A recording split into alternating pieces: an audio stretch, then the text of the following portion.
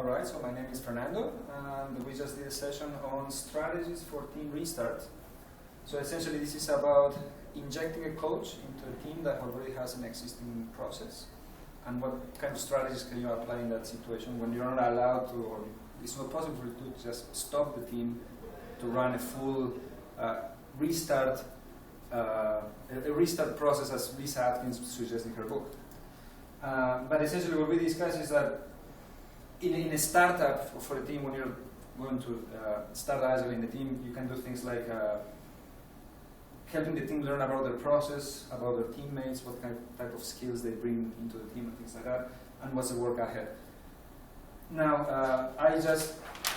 showed the agenda for a restart I really went through, which essentially covered all these items. We started by doing a context map explaining essentially what's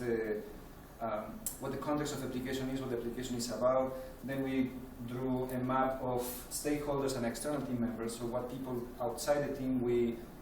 have requests from and what other people send requests to, so people we collaborate outside the team. After that, we spent an interesting amount of time discussing the value stream of how they do work, and one of the things we discovered is that the process was fairly chaotic, but at least this exercise helped putting all these processes in front of them. And after that, we discussed what the definition of done is, what the technical environment looks like, so how do they develop software, what kind of branches they use, what type of databases, development tools, and things like that. And then we went through their procedures, things like how do they do estimation and planning, reviews and retros, and do we build an impediment list as we went along. So the idea of all this activity we took around 3 hours in total, in a couple of days,